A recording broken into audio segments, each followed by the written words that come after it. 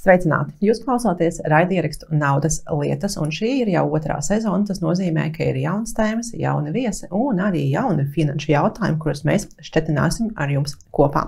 Esmu Alina Zela, personīgo finanšu mentore un arī Finanšu izglītības biedrības valdes locekle. Un vēlos jums atgādināt, ka visas ieguldījuma stratēģijas ir saistīts ar zaudējumu risku, un katrs pats individuāli ir atbildīgs par saviem finanšu lēmumiem. Un raidierakstu Naudas lietas organizē Finanšu izglītības biedrība, kuras mērķis ir izglītot sabiedrību par ieguldījumu iespējām un arī veicināt sabiedrībā sapratni par to, kā veidot finansiālo labklājību ilgtermiņā. Un es vēlos jums, klausītāji, arī atgādināt, ka klausāties mūsu epizodi šodien un komentāros atzīmējiet, kas ir tas, kas palicis prātā, jūsu atziņas, un varbūt arī uzdodiet jautājumus mums, un tad mēs izvēlēsimies vienu no jums, kuram uzdāvināsim šo grāmatu Naudas psiholoģija, kuru tulkoja Finanšu izglītības biedrība. Un šodien varbūt pamanījāt, ka es esmu viena. Šodien man nav līdzi mans kompanjons raidierakstā Vilhelms, tā kā es būšu tas cilvēks, kurš centīsies iekāpt investoru iesācēju kurpēs un uzdot šodienas mūsu viešņai jautājums. Un šodienas tēma ir viena no tām, kas, manuprāt, cilvēkus, varētu pateikt, baida sākt investēt. Jo šodien mēs runāsim par nodokļiem, un pie mums ciemos ir Digna Tarvida, kas ir Valsts ieņēmuma dienesta fizisko personu nodokļu daļas speciāliste. Sveika, Digna! Labdien, Alīna! Kā tev ir šī frāze par to, ka cilvēki baidās attiecībā uz nodokļiem un no tā arī baidās investēt? Kā tev ir pēc sajūtām šī frāze? Vai tev arī tā šķiet, vai tomēr arī no savas ikdienas prakses tev varbūt ir cits viedoklis? Droši vien drīzāk varētu piekrist, jo tur ir vis kaut kādas daudz dažādas nianses, bet droši vien tas nav vienīgais iemesls, drīzāk zināšanas arī kur, ko, kā investēt. Jā, un es arī vēlos, un mēs kā Finanšu izglītības biedrība arī vēlamies nodot šīs zināšanas mūsu klausītājiem, lai būtu skaidrība par nodokļu sistēmu pie mums Latvijā, un lai tas nebūtu šķērslis, lai sāktu veidot savu ilgtermiņa kapitālu un veidot savu finansiālo labklājību. Un es gribētu sākt uzreiz ar tādu varbūt ļoti realistisku momentu, kā iedomāties cilvēku, kuram ir atverts konts, kurā viņš iegulda, un turklāt viņš to dara diezgan diversificēti. Tad viņam šajā kontā ir gan depozīts, ir gan krāju obligācijas, ir arī iegādāts akcijas un obligācijas. Viņš ir arī iegādājies pēdējo 2 gadu laikā krāju obligācijas. Un tad sanāk, tas portfelis ir diversificēts, bet tas lielais jautājums ir, kurā brīdī un kā cilvēkam saprast, kā lai viņš tagad maksā nodokli no tā, ka viņu kapitāls ir pieaudzis. Nu jā, būtiska nianse ir saprast, ka ir 2 veidi ienākumi. Viens ir ienākums no kapitāla pieauguma, kas būtu akciju vai ieguldījumu fondu daļu atsavināšana. Savukārt tādi ienākumi kā procentu ienākumi un tajā skaitā parāda vērtspapīru atsavināšana ir procentiem pielīdzināms ienākums, ir ienākums no kapitāla, un atšķirībā no tā, vai tas ir kapitāla pieaugums vai vienkārši kapitāls, mainās, kurā brīdī tas ienākums ir jādeklarē. Tā, mēģināsim tagad nedaudz vienkāršā valodā. Tātad, ja pieaug kapitāls, jeb, piemēram, akciju vērtība pieaug, tad tas ir viens gadījums, attiecībā uz nodokļu nomaksu. Un savukārt, piemēram, ja cilvēks saņem, piemēram, ja mēs runājam par kuponu maksājumu no obligācijām, tas skaitās kā procents. Jā. Ja, un tad, piemēram, ja viņš saņem kuponu maksājumu no obligācijām, tad tas ir jau cits gadījums. Jā.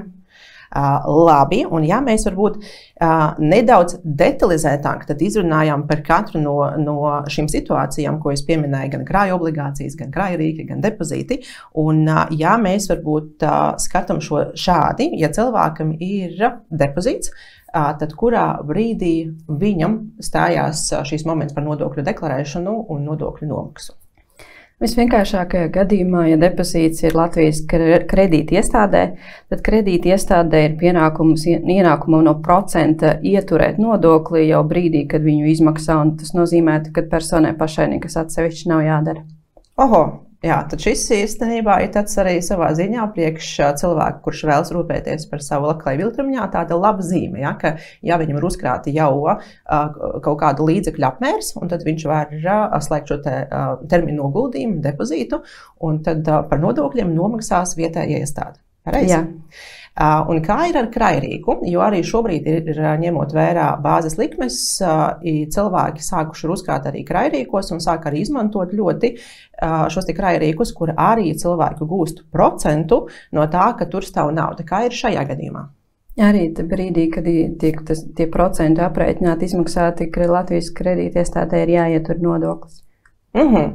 Un tas arī ir saistībā, piemēram, kad mēs izmantojam šo krājrīku, mēs varam redzēt savā bankas aplikācijā, ka vienā brīdī ir atnākuši procenti par to naudas summu, kuru mēs tur turam, un tai pašā laikā nākamais ir paziņojums, ka ir ieturēts nodoklis. Pareizi, ja? Jā. Un zin kā, ir šobrīd arī diezgan populāri dažāda veida ārzemju platformas un ārzemju brokeri, kas piedāvā, un arī ārzemju bankas, kas piedāvā līdzīgu pakalpojumu, kur tu arī var turēt naudu šajā vai nu bankā, vai nu brokeru kontā, un cilvēks arī iegūst procentu no tā, ka viņš tur naudu. Kā ir šajā gadījumā? Šī gadījumā mēs nezinām, vai konkrētajā valstī tie nodokļi ir ieturēti. Teorētiski arī varētu būt un varētu arī nebūt. Bet, jebkurā gadījumā Latvijas rezidentam vispārējā gadījumā ir pienākums maksāt nodokļus Latvijā arī par ārvalstīs gūtiem ienākumiem, tajā skaitā šāda veida procentiem. Tad, ja Latvijas iedzīvotājiem, rezidentam ir, piemēram, atverts konts, nezinu, tādā bankā kā Revolūts vai tādā bankā kā Vaize, vai ir atverts brokeru konts Trading 212, kur par naudas turēšanu viņš saņem procentu, tad šī rezidenta pienākums ir deklarēt savu ienākumu un arī nomaksāt par to nodokli. Jā, un tad īstenībā arī klausītājiem šis varbūt ir arī nozīmīgs moments šobrīd, jo daudzi cilvēki izmanto ārzemju bankas vai ārzemju brokeru pakalpojumus, bet varbūt neaizdomājas par to, ka arī par šo te ir jāmaksā nodoklis, un attiecīgi ir jāpaskatās un jāpārbauda, kāda ir tā situācija, un jānomaksā attiecīgas nodokļus. Vēl gribu arī uzdot jautājumu par krājobligācijām, jo krājobligācijas pēdējo 2,5 gadu laikā ir palikušas diezgan populāras kā instruments, kā uzkrāt, kā ir attiecībā uz krājobligācijām un uz nodokli. Ja mēs ar vārdu krājobligācijas saprotam tieši Latvijas krājobligācijas, tad tāpat kā jebkuras Eiropas Savienības vai Eiropas ekonomiskās zonas dalību valstu un pašvaldību parāda vērtspapīri, tie ir nodokļu neapliekami ienākumi. Šī ir laba ziņa, vai ne? Jā. Šī ir laba ziņa, jā, un arī runājot ar cilvēkiem, un kas mācās pie manis, un kas uzdod jautājumus arī sociālos tīklos, attiecībā uz krājobligācijām un, piemēram, salīdzinot ar tiem pašiem depozītiem, par ko mēs izrunājām arī iepriekš, tad, ja mēs liekam tā kā uz svariem, kā abi divi instrumenti salīdzinoši, negribas pateikt atkarīgi, bet viņu procentu maksājums ietekmē bāzes likmes, ja? Un tad sanāk, ka depozīta gadījumā mums ir jānomaksā nodoklis, ja? Bet, piemēram, krājobligācija gadījumā mums nav jāmaksā nodoklis, un attiecīgi arī no investēšanas skatu punkta, ja mēs gūstam vienu un to pašu procentu, ienesīgumu procentu, bet vienā gadījumā mums ir jāmaksā nodoklis, otrā gadījumā mums nav jāmaksā nodoklis, tad no investēšanas skatu punkta mums ir izdevīgāk tas, kur mums nav jāmaksā nodoklis. Tā kā šī ir laba ziņa. Izrunājām par depozītiem, par krājrīkiem un arī par krājobligācijām. Un šie ir tādi 3 instrumenti, kurus cilvēki var izmantot, lai investētu, bet patiesībā pēdējo, es pat teiktu, varbūt 5 gadu laikā aug interese par individuālā portfolio veidošanu, kad cilvēki, portfeļa veidošanu, kad cilvēki sāk interesēties par iespējām iegādāties mūsu vietējās Baltijas uzņēmuma akcijas. Cilvēkiem ir interese par tādiem instrumentiem kā ETF, parādās arī pie mums vietējo uzņēmumu, IPO un obligāciju emisijas, un tad šī interese cilvēkiem aug. Un tāpēc es vēlētos tālāk sarunu jau virzīt par to, kā notiek nodokļu nomaksa tajā brīdī, kad cilvēks veido savu individuālo portfeli un tajā atlasa attiecīgi dažāds vērtspapīrus. Kā ir? Nu, šeit savukārt ir divas arī iespējas turpināt vispārējo režīmu vai izvēlēties ieguldījumu konta režīmu. Vispārējā režīmā katru reizi jāsaprot, vai ir ienākums no kapitāla pieauguma vai ir ienākums no kapitāla un attiecīgi jādeklarē. Bet ieguldījumu konta režīmā viņš visu skaita kopā un ienākumu nosaka tikai tad, kad reāli nauda tiek izmaksāta no šīs platformas vai konta.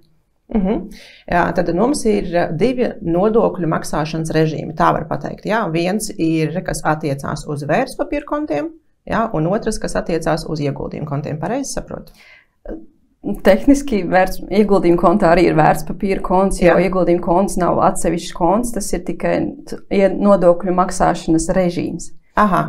Aha, labi, bet kā tad Latvijas iedzīvotājs, piemēram, ja viņš tagad klausās, jā, bet viņš ir atvēris sev kontu, kurā viņš pērk finanšu instrumentus, tur akcijas un piemēram, ETF-us viņš pērk, kā viņam saprast, kurš konts viņam šobrīd atvērts, vai jūs zinat? Vai jājautā savai bankai? Nu, visticamākais ir jājautā savai bankai, jo, ja mēs runājam par Latvijas kredīti iestādēm, es pieņemu, kad jau atvēršanas brīdī viņam ir izvēle, vai viņš grib ieguldījumu kontu vai vispārējo.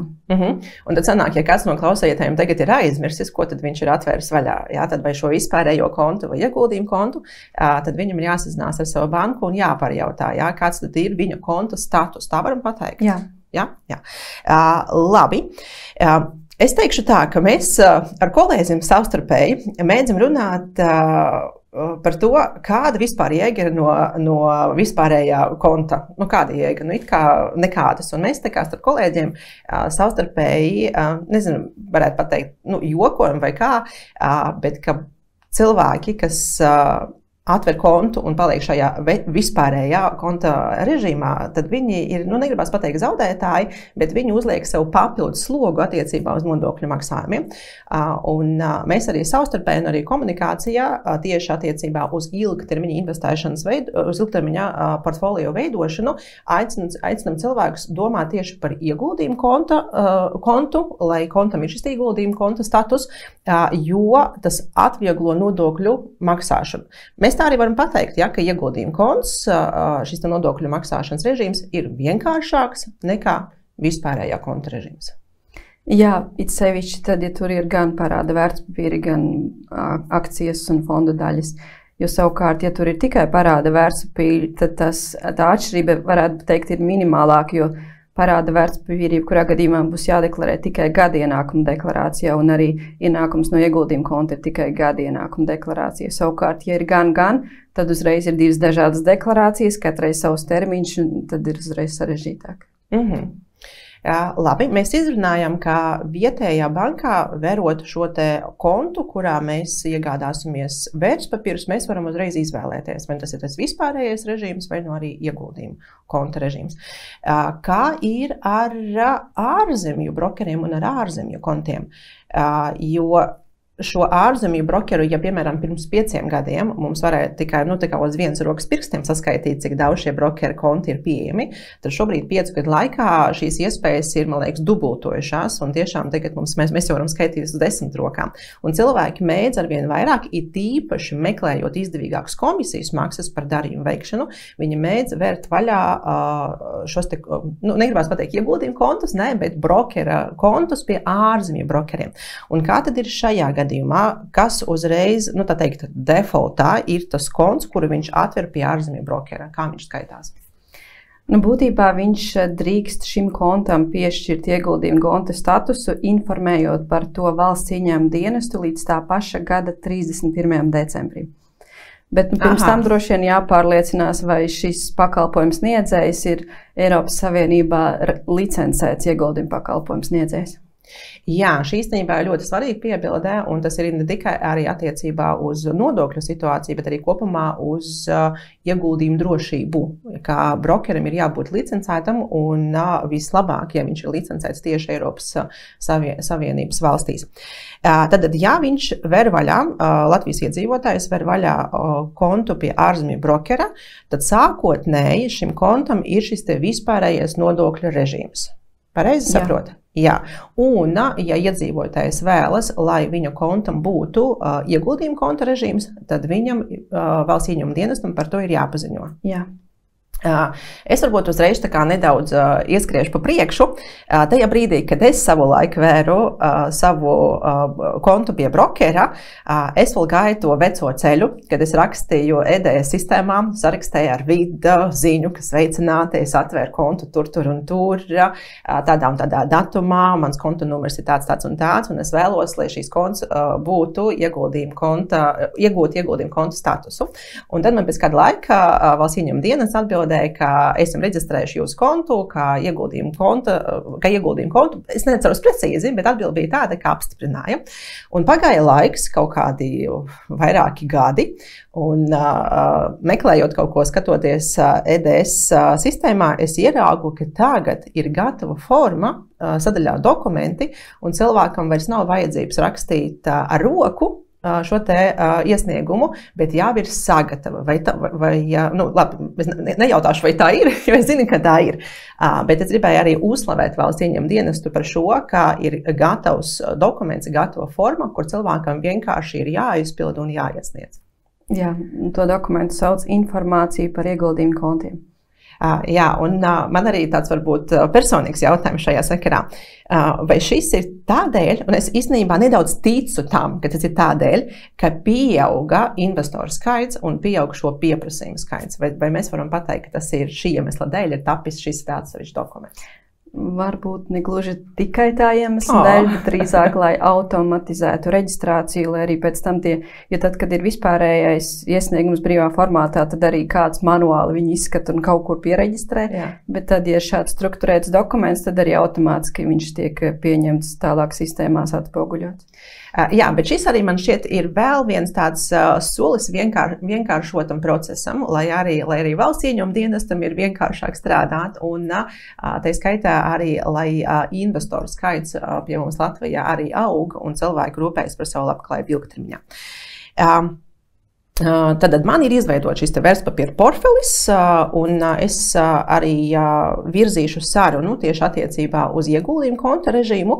Tad man ir izveidot šis vērtspapīra portfelis, kurā es plānoju periodiski, regulāri papildināt un plānoju ieguldīt ilgtermiņā. Tad, piemēram, mans investēšanas mērķis priekš vecumdienām ir 30 gadi, un es plānoju regulāri, sistemātiski savā investēšanas portfelī, tad ieguldījumu kontā, pirkt klāt, piemēram, akcijas un ETF-us. Kurā brīdī tad stājās šis nosacījums, ka man ir jāmaksā nodoklis, un kurā brīdī man ir jādeklarē par šo EDS? Pirmkārt, ir jāpiefiksē tikai tas moments, kad no šī konta reāli tiek ņemta ārā nauda. Un tad, ja tā nauda tiek ņemta, tad ir vienkārši jāaprēķina, vai tiek izņemts vairāk nekā sākotnēji tiek iemaksāts. Un tad, ja ir vairāk izņemts, tad tajā brīdī ir gūts ienākums no ieguldījuma konta, un tad līdz nākamā gada 1. jūnijam tas ir jānodeklarē gada ienākuma deklarācijā. Aha, tad piemēram, iedomāsimies, es varu investēt 15 gadus pirkt instrumentus klāt, akcijas, ETF. Šo gadu laikā mans portfelis pieaug, un es redzu tur ienesīgumu. Un tad pēc 15 gadiem ir radusies situācija, ka man ir nepieciešami šie līdzekļi, lai, piemēram, bērns ir izdomājis braukt kaut kur ārzemēs studēt. Ja? Un es nolēmu daļu no tās naudas, ko esmu ieguldījusi, izņemt. Un, ja tajā brīdī, kā es pareizi saprotu, ja tajā brīdī sanāk, ka es izņemu vairāk nekā esmu ieguldījis, tad tikai tajā brīdī es arī maksāju nodokli no tās summas, kura ir lielāka par to, kur es ieguldīju. Jā, tieši tā. Un 15 gadus es nedaru neko. Jā. Labi, un ja tie ir 30 gadi, es arī 30 gadus nedaru neko. Ja mēs runājam tieši par nodokļu maksāšanu, jā. Jā. Šis, man liekas, ir priekš investoriem, manuprāt, tāds aha moments. Jo nodokļu maksāšana daudzus biedē. Un sapratne par to, ka ir šis ieguldījuma konta režīms, kas vienkāršo nodokļu nomaksu, jo savā ziņā arī tas, ka man ir jāveic šīs darbības pēc iespējas retāk, arī ir vienkāršošana. Tad varbūt arī mūsu klausītājiem tas būs arī tāds neliela tāda izelpa, jā, un sapratne, ka tad viss ir krietni vienkāršāk nekā man likās. Vai ir kaut kāda nodokļi, kas tiek nomaksāti automātiski? Piemēram, ja mēs runājam par ieguldījumu kontu, tad jā, forši akciju vērtība pieaug, labi, ETF vērtība pieaug, labi, bet tai pašā laikā manā portfelī var būt akcijas, kas maksā, piemēram, dividendes, vai arī man var būt obligācijas, kas maksā kuponu maksājums. Kā ir ar šo peļņu, kā ir ar šiem maksājumiem attiecībā uz nodokļu nomaksu, un vai ir kaut kas, kas tiek nomaksāts uzreiz automātiski? Jā, ja runājam tieši par dividendēm, visbiežāk par dividendēm nodoklis tiek ieturēts gan ārvalstīs, gan Latvijā, vai no fiziskās personas, vai pašu uzņēmuma līmenī. Bet tad ir svarīga nianse, vai tās dividendes ir no Eiropas Savienības valstīm vai no citām valstīm. Ja dividendes ir gūtas no Eiropas Savienības valstīm un attiecīgi izmaksātas par peļņu pēc 2018. gada, tad tās ir ar nodokli neapliekamas. Tas nozīmē, ka jūs vēl samazināt to ienākumu no ieguldījuma konta par šīm dividendēm. Savukārt, ja jums nav informācijas, vai tiešām no kuras valsts viņas ir izmaksātas, vai arī viņas ir izmaksātas no šīm citām valstīm, tad ir jāpierāda, vai viņām ir ieturēts nodoklis. Savukārt, ja jums šādas informācijas nav, tad vienkārši šīs dividendes tiek skaitītas iekšā šajā kopējā ienākumā no ieguldījuma konta, par kur jūs maksāsiet tikai tad, kad izņemsiet naudu. Savukārt par procentiem viņi vispārējā gadījumā visticamākais viņi nebūs ar nodokli neapliekami, izņemot par minētajām valsts un pašvaldību parāda vērtspapīriem. Un Latvijā sevišķi ir noteikts, ka ja izmaksā ieguldījuma kontā procentus, tad ienākumu izmaksātājiem nav pienākumu ieturēt. Līdz ar to tur samazināt ienākumu no ieguldījuma konta varētu būt tikai situācijās, kad tas ir izmaksāts no citām valstīm un tur ir ieturēts nodoklis, un tā likme ir mazāka nekā Latvijā būtu, tad tur ir jārēķina proporcija, lai samazinājumu nevis visu summu, kas tur procentos saņemts, bet proporcionāli, bet tad ir jāzina, cik tieši ir ieturēts tajā citā valstī. Šis jau skan sarežģītāk. Jā. Šis jau skan sarežģītāk. Un varbūt arī attiecībā uz ieguldījumu obligācijās, piemēram, ja mēs runājam par ārzemju obligācijām, tad arī tīri no tādas, no prakses, no praktiskā aspekta, individuāliem investoram, Latvijas iedzīvotājiem ir salīdzinoši sarežģīti ieguldīt ārzemju uzņēmumu obligācijās. Un tur ir gan tā ieejas maksa pozīcijā ir dārga un mērojama tūkstošos. Un, ja mēs runājam par vietējo uzņēmumu obligācijām, kā ir šajā gadījumā? Par ieturēšanu, kā jau minēju, ja izmaksā ieguldījumu kontā, tad nav jāietur. Tāpat. Un tagad, ja mēs tā kā to apkopojam, tad sanāk tā, ja man ir, es varbūt arī gribu, varbūt gribu vēl arī precizēt, ja man ir ārzemju akcijas, ārzemju uzņēmuma akcijas, kas nav Eiropas Savienības uzņēmuma akcijas. Piemēram, man ir ASV uzņēmuma akcijas vai Ķīnas uzņēmuma akcijas vai, Brazīlijas uzņēmuma akcijas, kas maksā dividendes. Un ja man ir mans portfelis, kuram ir ieguldījuma konta režīms, un es saņemu šīs dividendes, tad attiecīgi, kā es saprotu, es maksāju nodokli par šīm dividendēm tikai tad, kad es ņemu lielāku naudu summu ārā no šī konta nekā ieguldīju. Vai pareizi? Jā, bet vienīgais tas nebūs kā atsevišķi tieši par dividendēm maksājot, bet viņas būs jau tajā kopējā summā. Kopējā summā. Un tad attiecīgi man nav vajadzības katru gadu deklarēt savu ienākumu no dividendēm un katru gadu arī par viņām nomaksāt nodokli. Nē. Nav jāmaksā atsevišķi par dividendiem procentiem. Super, šī ir ļoti laba ziņa. Šī ir ļoti laba ziņa. Un īstenībā arī mēs tikko arī izrunājām to, kāpēc tas ieguldījumu konta režīms ir, man negribas pateikt izdevīgāks, bet tas, kuru ir vērts apsvērt, ja cilvēks vēlas ilgtermiņā investēt, ja tas process tiešām ir vienkāršots. Tā, mēs arī izrunājām iepriekš, ka ja es veru kontu vietējā bankā, tad es varu uzreiz izvēlēties, vai tas ir vispārējais režīms, vai tas ir ieguldījuma konta režīms. Un ja es veru vaļā šo kontu pie ārzemju brokera, tad man līdz gada beigām, līdz 31. decembrim, par to ir jāpaziņo VIT. Jā. Un tagad iedomāsimies, ka cilvēks, kas mūs klausās šobrīd, viņš nezināja par šo, un viņš tagad arī saprata, ka, ieguldījuma konta režīms ir izdevīgāks nekā vispārējā konta režīms. Un es gribētu, lai, ja mans pie ārzemju brokera atvērtais konts iegūtu šo te ieguldījumu konta režīmu, bet laiks jau ir pagājis. Laiks jau ir pagājis, un, piemēram, 3 gadi, un viņš nav paziņojis līdz tā gada beigām. Kā rīkoties un kas šo cilvēku sagaida? Vai tas nozīmē, ka viss tagad līdz mūžam viņu kontam tomēr ir tas vispārējā konta režīms, un viņš nevar šo kontu reģistrēt kā ieguldījumu kontu? Tā būtībā tas arī nozīmē, jo ieguldījuma konta status tā ir brīvprātīga izvēle. Tas nav tā kā pienākums. Līdz ar to ar šo izvēli, ko viņš izdara, reģistrējot vai nereģistrējot noteiktajā termiņā, viņš arī izvēlējās, vai viņam būs vai nebūs. Un tad attiecīgi pa lielam ir jādomā par jaunu kontu atvēršanu. Iespējams. Jā, šis ir tāds provizorisks pieņēmums, bet man ir vēl viens jautājums, vai šādi konti var būt vairāki vienam cilvēkam, jo, piemēram, ja mēs runājam par investēšanas mērķiem, tad cilvēkiem bieži vien viens no investēšanas mērķiem ir uzkrājums vecumdienā, un otrs investēšanas mērķis var būt uzkrājums priekš bērna nākotnes.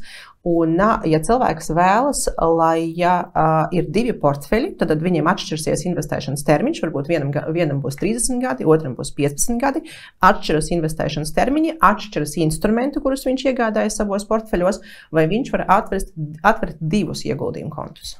Jā, viņš var atvērt vairākus.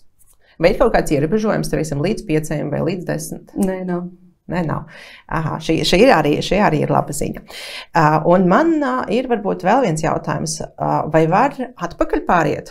Piemēram, ja ir paziņots VIT, ka ir atverts konts pie ārzemju brokera un ka cilvēks vēlas, lai šim kontam ir ieguldījuma konta režīms. Un pēc laika viņš saprota, nē, vairs negribu, vai ir iespēja atsaukt šo reģistrāciju un pieprasīt vidam, lai šim kontam atpakaļ ir vispārējais režīms. Jūs domājat tieši no paša sākuma vai ar datumu, kad uz priekšu? Gan, varbūt arī no paša sākuma, vai arī no tā brīža, kad cilvēks, piemēram, viņš 3 gadus ir investējis, ir izņēmis naudu ārā, ir nomaksājis nodokli un tagad grib nonulēt to visu situāciju, kas tajā kontā ir, un grib šo te vispārējo režīmu. Var mainīt turp šurp. Tā brīvi turp šurp nevar ar paša sākuma datumu. Burtiski, ja jūs tikko reģistrējāt un sapratāt, ka kļūdēni, tad jūs, protams, varat atsaukt, bet, ja tas bijis jau iepriekš, atsaukt reģistrāciju īsti nav paredzēts. Slēgt status kā tādu ir iespējams, bet, kā jūs minējāt, ka ir izmaksāti naudas līdzekļi un turpmāk, nezinu, tajā pašā kontā sākuši savādāk, tas ir iespējams. Labi. Tad, ja tomēr es aizmirsu paziņot par ieguldījumu kontu līdz tā gada beigām, tad viss. Tad vispārējais režīms. Tad viss. Varbūt tas, kam vēlos pieskarties vēl klāt, ir situācijai, ka cilvēks dzīvo ārzemēs, jo tas arī ir, par ko es bieži saņemu jautājumus, un tā varbūt arī tāda salīdzinoši, negribētu pateikt ieraksta praksa, bet tomēr daudzi Latvijas iedzīvotāji, viņi dzīvo arī kaut kādu laika posmu ārzemēs un strādā ārzemēs. Un viņiem tai pašā laikā ir atverts ieguldījumu konts, piemēram, vietējā bankā. Kā ir šajā gadījumā par nodokļu nomaksu? Kā rīkoties? Piemēram, cilvēks pusgadu viņš strādā ārzemēs un pusgadu viņš dzīvo Latvijā. Kurā valstī kā maksāt nodokļus? Ja mēs runājam konkrēti par tiem ieguldījumu kontu vai tāda veida ienākumiem, tad Latvijas rezidentam jāmaksā, kā jau minēju, par ienākumiem gan Latvijā, gan ārvalstīs, neatkarīgi no tā, ka viņš fiziski dzīvo varbūt tajās pašās ārvalstīs. Par rezidences statusu primāri mēs vadamies pēc deklarētās dzīvesvietas. Ja deklarētā dzīvesvieta ir Latvijā, tad mums ir tiesības viņu uzskatīt par Latvijas rezidentu. Tas neizslēdz iespējamību, ka vienlaikus viņš var būt arī rezidents citā valstī, bet ja persona tomēr grib būt tikai vienā valstī nodokļu maksātājs, tad viņai ir attiecīgi jārīkojas Latvijā, lai nav šīs deklarētās adreses, jāvēršas pie Pilsonības un migrācijas lietu pārvaldē un jāraksta valsts ieņēmuma dienestam ar pierādījumu, ka tagad esmu rezidents citā valstī. Bet citādi, es saku, Latvijā tik un tā ir jāmaksā arī par ārvalstīs gūto ienākumu. Tomēr, ja tiek saņemtas šīs ar nodokli neapliekamās dividendes, tad tās būtu jādeklarē gada ienākuma deklarācijā, jo tajā gadā, kad viņas ir saņemtas, jo tas ietekmē kopējā nodokļa aprēķinu no 2025. gada tiem, kuriem ir lieli ienākumiem virs 200,000 skaita iekšā arī ar nodokli neapliekamas dividendes, par kurām būs jāmaksā papildus 3%. Savukārt līdz tam ar nodokli neapliekamās dividendes tik un tā ņēma vērā gada diferencētā neapliekamā minimuma aprēķināšanā. Līdz ar to viņas ir jādeklarē, ka ārvalstīs gūtās dividendes D2 pielikumā, savukārt Latvijā neapliekamās dividendes jau automātiski parādīsies, jo par tām informācijas sniedz izmaksātāji. Es gribu precizējošo jautājumu uzdot, kā investors var saprast, vai viņu dividendes ir apliekamas vai neapliekamas ar nodokli. Un tas, ko es jau minēju pirms tam, ja tās ir no Eiropas Savienības dalībvalstīm izmaksātas, un pieņemu, ka visbiežāk tās ir jau pēc 2018. gada, jo uzņēmumi dala dividendus par tekošo vai iepriekšējo gadu, tad tās ir ar nodokli neapliekamas. Savukārt attiecībā uz citu valstu dividendēm ir jāpierāda, vai tajās valstīs ir ieturēts nodoklis, jo likumā ir atruna, ka Eiropas Savienībā mēs vienkārši automātiski uzskatām, ka tur tas nodoklis ir samaksāts. Un tad attiecīgi tas ietekmē šo te ieguldījumu konta režīmu no tāda aspekta, vai skaitu iekšā tos saņemtās dividendes vai neskaitu iekšā saņemtās dividendes. Pareizi saprotu? Jā, respektīvi, ja šīs ar nodokli neapliekamās dividendes samazinās to ienākumu ieguldījumu konta, tad viņam bija atsevišķi jābūt pirms tam gada ienākumu deklarācijā nodeklarētā. Paldies.